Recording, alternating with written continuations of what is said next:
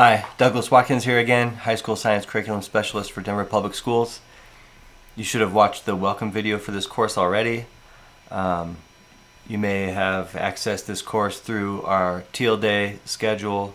Down here, this is Remote Learning Adaptations and Internalization Process for iHub courses for high school science.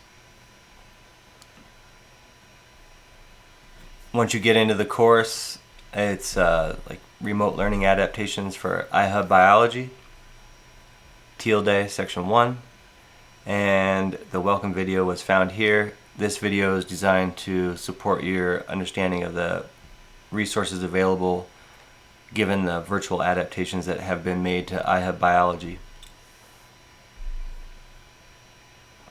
I'd like to ground our work in the educator mindsets and just briefly identify that we have these 6 mindsets here that we're focusing on in Denver Public Schools with a theory of action that if we cultivate meaningful relationships, communicate high expectations, empower students to drive their own learning, facilitate rigorous instruction that validates and authentically incorporates students' lived and historical experiences, then our students will succeed and become socially conscious, contributing individuals.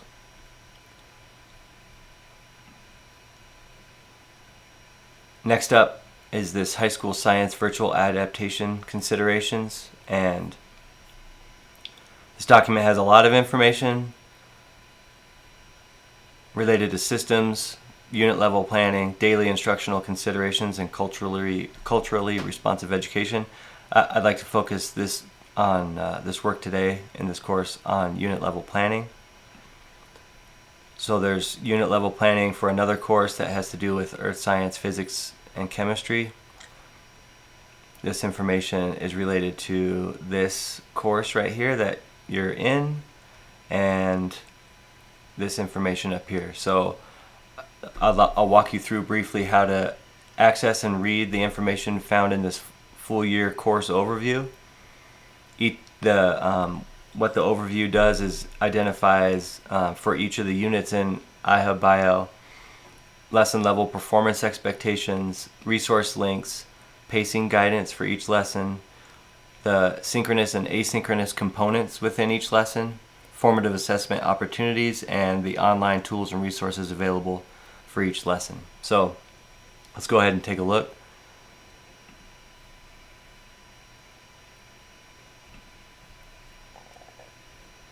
So here is this amazing sheet that your colleagues across Denver Public Schools have worked this summer to create. We're looking at the evolution tab here, but there's a tab for genetics and ecosystems as well.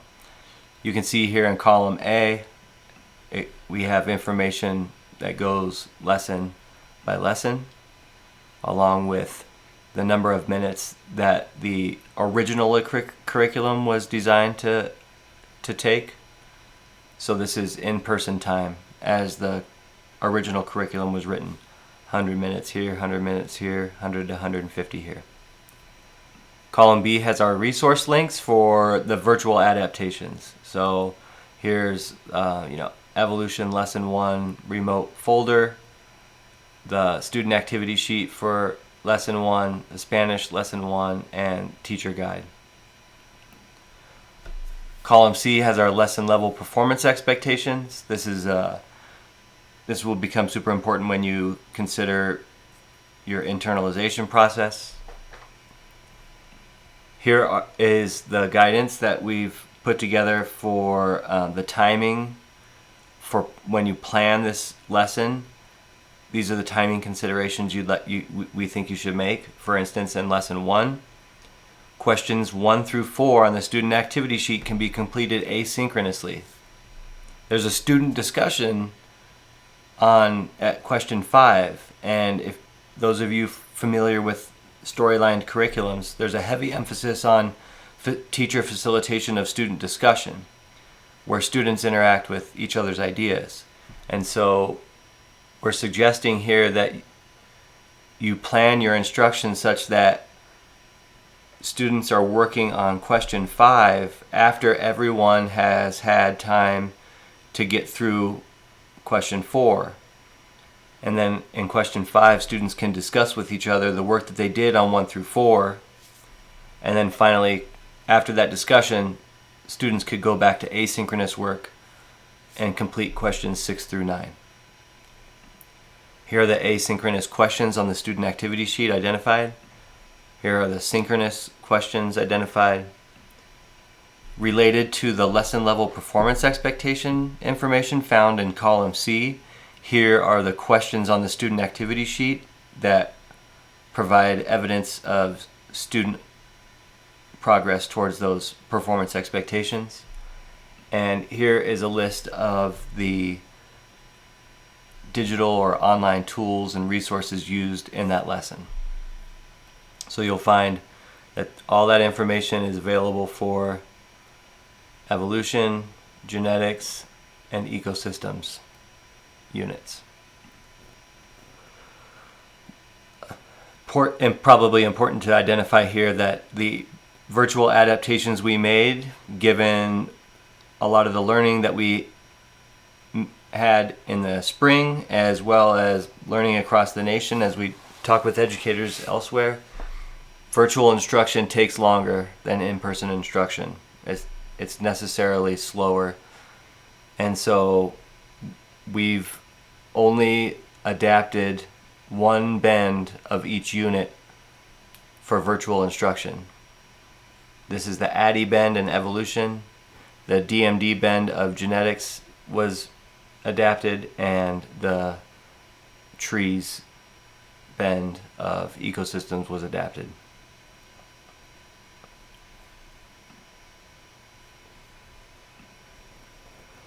So we can go, how do you use that information, right? And what do I do with it? So I just want to put in here too that if you I'll put a link in there. It's not, I didn't see it right now, but as also part of the internalization process, one of the things you should consider is if you're using the DPS unit assessments for the iHub curriculum, and here's just the blueprint that shows how many questions are related to each of the standards associated with each unit. So here's evolution. Here's the specific information about evolution, genetics, and ecosystems. Okay. Eventually you'll get access to this iHub Virtual Adaptations course, or this is a group actually, and you can access some Schoology resources for how to take the resources in a group and apply them to your individual Schoology courses. Here's the teacher-facing resources, and that is that course overview that I just walked you through, that sheet. And then here are all the student-facing resources. In this case, we have each of them broken down in a folder by unit. Here's the evolution. Within each of these folders for the specific lessons, you'll find a student activity sheet, and also the student activity sheet available in Spanish. When I go to the student activity sheet,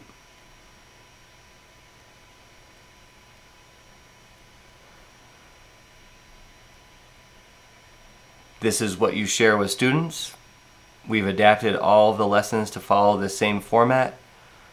The student activity sheet has an increased amount of directions that students can use to figure out how to move through, with links to all the resources they need in order to participate in all the questions. Up top, we've identified the objectives for the lesson.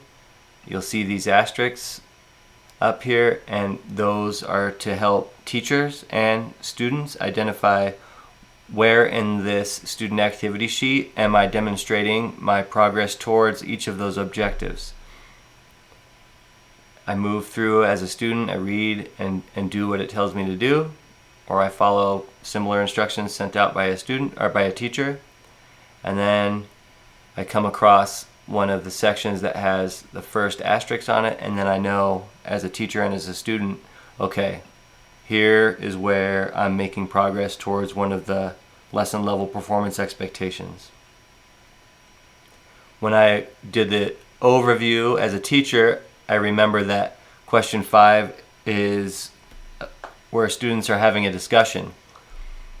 So if I was assigning this for a week, I might hand this student activity sheet out on like Monday with a Tuesday end of day deadline, that they get through question 4 by the end of the day Tuesday, for example.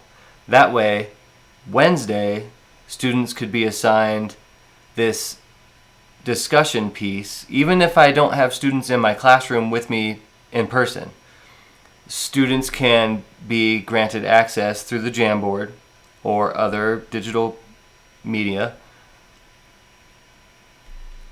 Other students' initial models in this case. And then we could identify similarities and differences, and potentially, even over the course of 1 or 2 days, have students interact with each other's ideas about what the similarities and differences are across all the different initial models. Right? That's not how this is written, but it could be done that way. Once students have similarities and differences identified, and the teacher can collect all of those and maybe make an official similarities and differences list, then students can be assigned on Thursday perhaps for a Friday end of day deadline, questions 6 through 9, where they can do all this work asynchronously based on the discussion that happened in 5. So that's the flow and the gist of how these resources are designed to be used. There's a Spanish version available as well for every one of the lessons. There are a couple of tools in this Schoology course that we're engaged in right now, you and I. And this is, there's a curriculum internalization example put out by achieve.net. It just has a sequential ordering of thought that one can engage in using the resources that we've just gone through as a starting place to internalize what the lesson sequence is and how best to plan for it. The DPS Pathways Network also has an internalization protocol that may be really beneficial given the learning that we're about to engage in. Some of you will find yourselves at schools trying to do biology, a whole semester of biology in 4 weeks or 5 weeks. So that is a lot closer to the model that Pathways schools find themselves in on a trimester system or even a quarter system. And so the thinking that they've put together in this document as a way to internalize full units in preparation for their instruction may be really beneficial for you to look at here, and I would suggest you do so. Once you've gone through all those resources, then go ahead and open up this reflection and preparation, and there are 2 activities in there that you'll need to complete before getting identified as having completed this course. As always, if you have questions, please reach out, Douglas_Watkins at dpsk12.net. Thanks. Have a great day.